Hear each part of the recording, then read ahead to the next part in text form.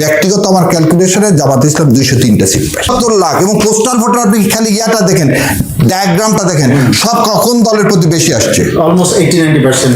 একক, দশক, শতক, হাজার, অযুত, লক্ষ, 74,22,000 ভোট আপনি খালি বাতিল করছেন রে ভাই। হঠাৎ করে আপনি বিএনপির লয়ারকে দিয়ে এই ভোটকে চ্যালেঞ্জ করে মামলা করে দিলেন এবং সে মামলায় রুল হলো। আসিফ নজরুল সাহেবকে আসলে থ্যাংক ইউ না, ওনাকে একটা নোবেল প্রাইজ দেওয়া উচিত। How to do a election engineering. 74,22,000 ভোটকে বাতিল করলাম। অবাক 45 জন তো ঋণ খেলাফি আছে, যাদেরকে ইলেকশন কমিশন কি করে দিলেন? অ্যালাউ করে দিলেন। রাষ্ট্রের 3টা অঙ্গ, লেজিসলেটিভ, এক্সিকিউটিভ আর জুডিশিয়ারি। ফ্যাসিস্ট কি হাসিনা না আওয়ামী লীগ? তাহলে হাসিনা যদি হতো তাহলে পুরো পার্লামেন্ট পালায় গেল কেন? পুরো পুলিশ পালায় গেল কেন? হারুন ডিবিরা পালায় গেল কেন? 29 সালের আগ পর্যন্ত 300 জন পার্লামেন্ট মেম্বার বৈধ। তো তুমি পার্লামেন্টে ইলেকশন করলা, তোমার যে পার্লামেন্টের মেম্বার হলা, তুমি যে মন্ত্রী হলা, তুমি যে আজকে বড় বড় কথা বলতেছো, তাহলে তুমি কি হলো? ওভারলেপ না, তুমি তো অবৈধ। তাহলে যে আমি সংবিধান চেঞ্জ করব না, আমি সাবধান চুপকে রাখবো। কেন রাখবো? এই কেনের উত্তরটা দিচ্ছেন না। প্রথম কথা হলো জুলাই নাই, আমরা নেই। জুলাই আছে, আমরা আছি। আমার ক্যালকুলেশন, আবার আপনাকে বলতেছি, ব্যক্তিগত আমার ক্যালকুলেশনে জামাত ইসলাম 203টা সিট পায়। এটা আপনি আরেকবার বলেছেন, এটা আপনি এতটা কনফিডেন্টলি কিভাবে বলেন? এই বলতেছি আপনাকে, বলে দিচ্ছি। ধরে নেন আমাদের ভোট কত হয়েছে? 69%। বিএনপি কত পাইছে? 51%। তাহলে 51 থেকে 69 বাদ দেন, কত হয়? 18%। এবার আসেন, পুরা হিল ট্রাকছে না ভোট জিতছে, সেখানে আর সাথে কে জিতছে? বিএনপি জিতছে। চলে আসেন গোপালগঞ্জ, তাহলে গোপালগঞ্জে কি দিচ্ছে? না ভোট দিচ্ছে। আর কে দিচ্ছে? বিএনপি দিচ্ছে।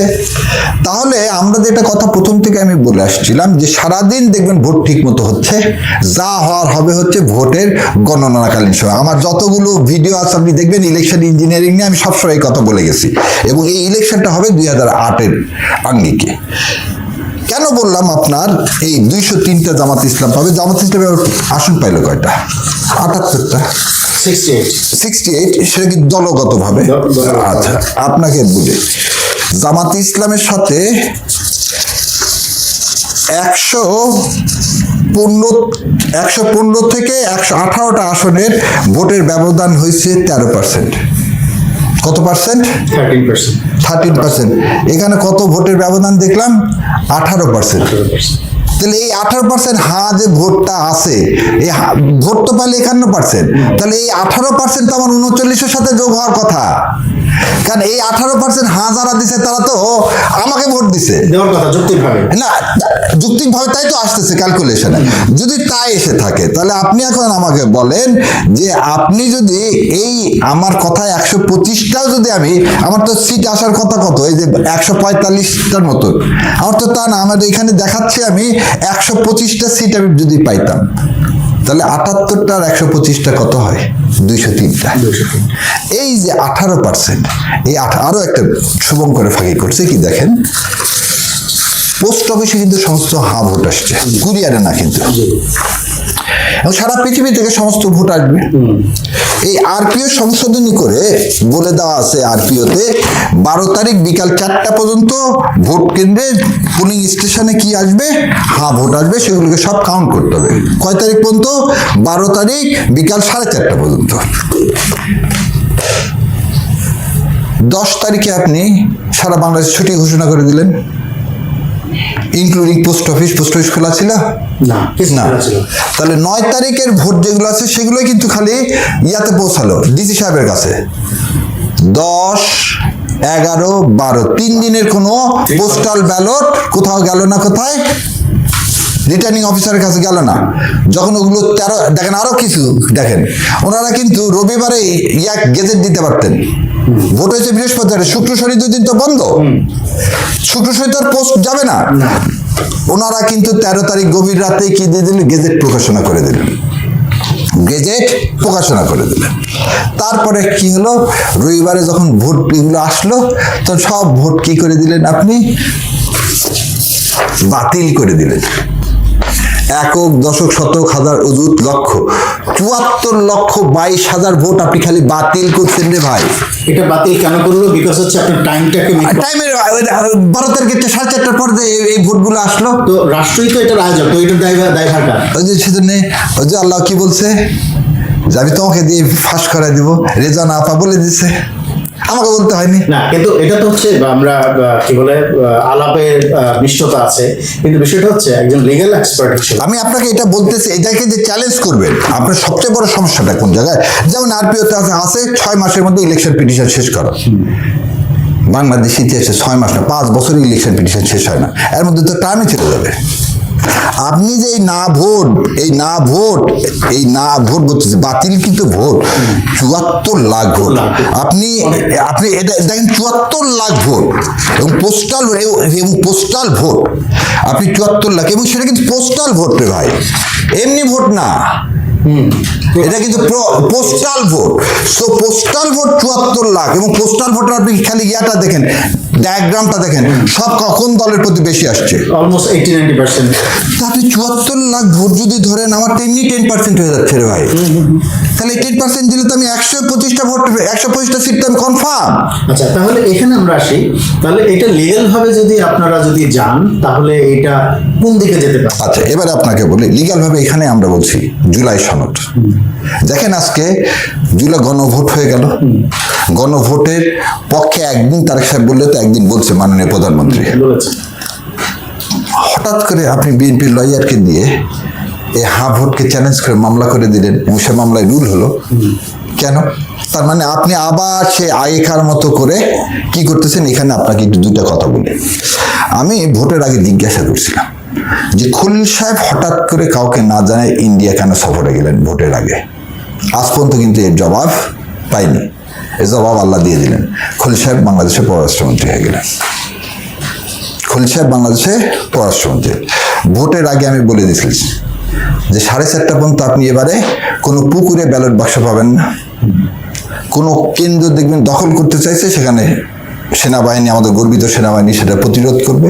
মাস কোনো গোলাগুলি, মারামারি, খুন খারাপি কিচ্ছু হবে না। সারাদিন আপনি কোথাও একটা হত্যাকাণ্ডও দেখেননি বাংলাদেশ, একদম মানুষ তার ভোট দিয়ে গেছে। আপনি আপনার ভোট দিয়ে গেছে, খুব কম লোক বসে ভোট দিতে পারেন এরকম কেউ নাই। দ্যাটস ডিফারেন্ট ইস্যু, সেটা minor is not an example.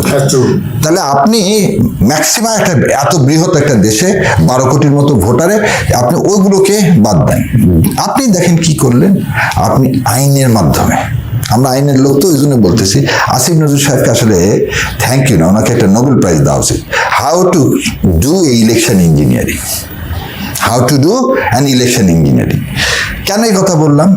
উনি এই যে শুভঙ্করের ফাঁকি, উনি বললেন যে 12 তারিখ 4টা পর্যন্ত কি আসবে, পোস্টাল ভোট আসবে, আর বন্ধ করে দিলেন কয় তারিখে? 10 তারিখে। এবং কি করে দিলেন? ওই পোস্ট অফিস কিন্তু ওর মধ্যে রাখলেন না। উনি খুব উনি আইনের টিচার, উনি জানেন লিন্ডসে ভার্সে, এই লিন্ডসে কেসে আসছে যে when it is posted, postal rule মানে কি, পোস্ট করার সাথে সাথে ধরে নিতে হবে ইট ইজ অ্যাকসেপ্টেড। তাহলে পোস্ট তো করছে রে বাবা, পোস্ট করছে 12 তারিখের আগে না পরে, তুমি সেটা দেখবা, কখন পৌঁছাইছে সেটা তো দেখবা না, কিন্তু তুমি তো পৌঁছানোর উপর ভিত্তি করে 74 লাখ 22,000 ভোটকে বাতিল করলা। যেমন ইউকেতে হোম অফিসে রয়্যাল মেলের সিল থাকলেই হবে, পৌঁছাইলো। আরে আপনি ওইখানে যাচ্ছেন, আপনি যে ডুয়েল সিটিজেনশিপের যারা করছে, অ্যাপ্লিকেশন করেছে, তাদেরটা কি বলছে? আমি অ্যাপ্লিকেশন করে দিছি, আমি রিনাউন্সিয়েশন করেছি, আমার পক্ষে যা করা সম্ভব আমি সব করে দিছি। এখন তাদের ব্যাপার, তারা কয়দিন নিবে। আমি তো আমার পোস্টটা দিয়ে দিছি, পোস্টে আসছে, তুমি কি করবা? বলবা যে হ্যাঁ 12 তারিখ 4টা পর্যন্ত যত পোস্ট জমা হবে, এই পোস্টগুলো রবিবারে সমস্ত রিটার্নিং অফিসারে আসবে, ওগুলো সব কাউন্ট হবে, তারপর হচ্ছে ফাইনাল কি দেওয়া হবে, রেজাল্ট। তুই বুধবারে ভোট করল না কেন? তাহলে বৃহস্পতিবার সকালে সব ভোট এসে যেত, তুই কিন্তু বৃহস্পতিবার ফেলাইছো, কারণ শুক্র শনি 2 দিন অফ। মানে কানিং ডিভাইস একটা না তো, মানে বুদ্ধি। শোনেন, আল্লাহ কি বলছে? জ্ঞান দিছে কোরআনে, বুদ্ধির কথা বলেন, আর শয়তানকে বুদ্ধি দেওয়া হয়েছে। সো ওপার থেকে যখন এইরকম বুদ্ধি করে আসা হয়েছে, এবং যা যা বুদ্ধি শিখায় দিছে, 6টা বুদ্ধি শিখায় দিছে। কি কি? মিডিয়া দেখছেন যে প্রথমে একটা জিনিস বলি, ইলেকশন কমিশন সেক্রেটারি আখতার সাহেবকে আমরা রিমুভের কথা বাংলাদেশ জামাত ইসলাম অন্যান্য সমস্ত রাজনৈতিক দল বলছে, বিএনপি বলছে ওনাকে রিমুভ করলে ইলেকশনই করবো না। জানেন ঋণ খেলাফির কথা বলতেছেন আপনি, আরো হিসাব শুনলে তো অবাক। 45 জন তো ঋণ খেলাফি আছে, যাদেরকে ইলেকশন কমিশন কি করে দিলেন, অ্যালাউ করে দিলেন। আমরা রিট ফাইল করতে করতে এবং মাঝখানে গ্যাপটা এত কম, এত ন্যারো, যে একটা রিট ফাইল করব, হিয়ারিং করব, অ্যাপিলেট ডিভিশন পর্যন্ত যাবো, সেই সময়টাই পেলাম না রে ভাই। এখন এই জিনিসগুলো, অভিজ্ঞতাগুলো কেন বললাম, যে হয়তো আল্লাহ সুবহানাহু ওয়া তাআলা ভাবছেন এইবারের জন্যে এই যে অভিজ্ঞতাগুলো হলো, রাষ্ট্রীয় স্বার্থে আমরা কি করছি, রাষ্ট্রীয় স্বার্থে মেনে নিলাম, কি রাষ্ট্রীয় স্বার্থে কেন না। আমরা যখন দেখছি বিজয়, পক্ষে ছিল কি জামাত ইসলাম, স্যার জামাত ইসলাম একটা বিজয় তো হয়েছে, ঠিক আছে, ক্ষমতা এরা কেড়ে নিচ্ছে নেই, কিন্তু যদি যেতে সেটাই তো তার জীবনে কেউ কেড়ে নিতে পারবে না। তো দেখেন সে জন্য যে স্যাক্রিফাইস করলাম কি জুলাই সনদের জন্য, আজকে সেই জুলাই সনদ নিয়ে কিন্তু টালবাহানা শুরু হয়ে গেল।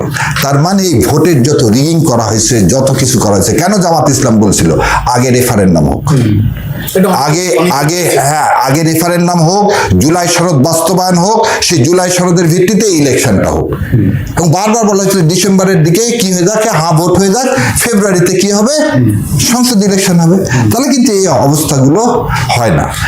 এখন যে হচ্ছে আপনার আইনি সংকটটা যে শুরু হচ্ছে, যেমন বিএনপির অনেকেই বলছে এবং অন্যান্য পক্ষের আইনজীবীরা যারা বলছে যে এই ভোট হচ্ছে বৈধ না, আবার আপনারা বলতে চাচ্ছেন হচ্ছে ভোট যদি বৈধ না হয় তাহলে ভোটও বৈধ না, আবার তারা সেই পুরনো সময়ের মতো সংবিধানে দোহাই দিচ্ছে, আবার আপনারা হচ্ছে ডিক্লারেশনে, অর্থাৎ আপনারা না, প্রেসিডেন্টের যে হচ্ছে, আমি একটা জিনিস বলি, এই সংবিধানের বা রাষ্ট্রবিজ্ঞানের যারা ছাত্র বা আইনের ছাত্র, তাদের কি রাষ্ট্রের 3টা অঙ্গ, লেজিসলেটিভ, এক্সিকিউটিভ আর জুডিশিয়ারি।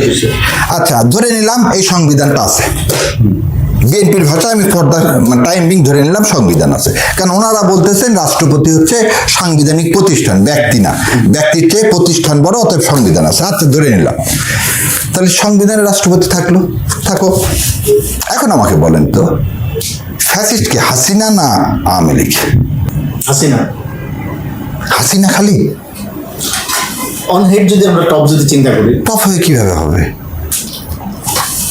তাহলে হাসিনা যদি হতো তাহলে পুরো পার্লামেন্ট পালায় গেল কেন? পুলিশ পালায় গেল কেন? হারুন ডিবিরা পালায় গেল কেন? টোটাল সিস্টেমটাই হচ্ছে ফ্যাসিস্ট সিস্টেম। তাহলে টোটাল সিস্টেমটাই ফ্যাসিস্ট সিস্টেম। তাহলে খালি হাসিনা না, ব্যক্তি না। তাহলে সেই ফ্যাসিস্টের জন্ম কোথায় থেকে হয়েছে? এই কনস্টিটিউশন থেকে। যে কনস্টিটিউশন ফ্যাসিস্টের জন্ম দেয়, সে কনস্টিটিউশন থেকে, তাহলে প্রথম কথা এই কনস্টিটিউশন হচ্ছে ফ্যাসিস্টের জনক। এবার আপনাকে বলে দিই, ধরে নিলাম তর্কের খাতিরে, আপনার প্রথম ধরে নাও হাসিনা খালি কি ফ্যাসিস্ট, তাহলে হাসিনাকে তুমি বের করে দাও। তাহলে ওই পার্লামেন্টের যতগুলো মেম্বার ছিল তাহলে তারা বৈধ? তাহলে ওই পার্লামেন্টের মেয়াদ শেষ হবে কবে? 2029 সালে। 29 সালের আগ পর্যন্ত 300 জন পার্লামেন্ট মেম্বার বৈধ। তো তুমি পার্লামেন্টে ইলেকশন করলা, তোমার যে পার্লামেন্টের মেম্বার হলা, তুমি যে মন্ত্রী হলা, তুমি যে আজকে বড় বড় কথা বলতেছো, তাহলে তুমি কি হলো? ওভারলেপ না, তুমি তো অবৈধ। তাহলে আচ্ছা, এবার আসেন, বলছি থার্ড অর্গান কি? বিচারপতি। তুমি প্রধান বিচারপতি সহ 6 জন বিচারপতিকে সরায় দিলা, তাহলে তাদেরকে ফিরাই নিয়ে আসো, কারণ তারা একটা অর্গান। তারপর কি আছে লাস্টে? আরেকটা কি বলতেছে, তাহলে ডিপটি স্পিকার জেলের মধ্যে আছে না, তাহলে তাকে ফিরাই নিয়ে আসো। তুমি এক রাষ্ট্রপতিকে রাখতে চাচ্ছ কেন? এই কারণেই চাচ্ছ, কারণ তুমি তো ওখানে খত দিয়ে আসছো যে আমি এই সংবিধান চেঞ্জ করব না, আমি শাহাবুদ্দিন চুপ্পুকে রাখবো। কেন রাখবো? এই কেন উত্তরটা দিচ্ছেন না।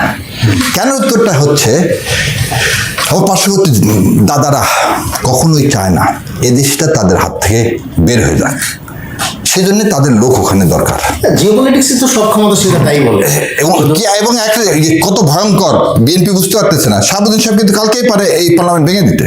না, কিন্তু বিএনপির তো অনেক এক্সপার্টরা আছেন, তারা কেন এই বিষয়গুলিকে চেক এন্ড ব্যালেন্স করছে? ওই যে আপনি এখন এই কথা হলো যে আপনি তো খত দিয়ে আসছেন, জুলাই সনদ বাস্তবায়ন করবেন না বলে আপনাকে এই যে মেকানিজম করে মেজরিটি দেওয়া হলো, ওই মেকানিজমে তো জামাত ইসলাম যায়নি।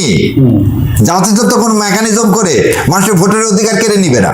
আপনি যখন নিছেন, আপনি জুলাই সনদ বাস্তবায়ন করতে যাবেন, যদি করেন তাহলে ইন্ডিয়া ফেলে দিবে, আর জুলাই সনদ যদি বাস্তবায়ন না করেন তাহলে আমরা ফেলে দেবো।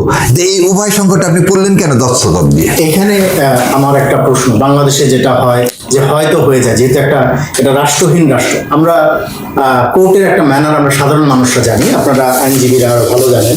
সেটা হচ্ছে যে যদি হচ্ছে আপনার সরকারি দলের কোনো প্রভাবশালী লয়ার যদি কোনো জায়গাতে মুভ করে, সেখানে যদি জাজ সাধারণত হচ্ছে রাজনীতির অনুকম্পায় হয়, সেখানে দেখা যায় যে আপনার প্রবল যুক্তি থাকলেও আমরা জানি যে একদম হাইয়েস্ট লেভেলে অ্যাপিলেট ডিভিশনের চেম্বার জজের এখানেও অনেক অযৌক্তিক আপনার রিটও সেখানে দেখা যায় যে রিভার্স হয়ে যায়। না, এটা গত 18 মাসে আমি একদম অপোজ করি।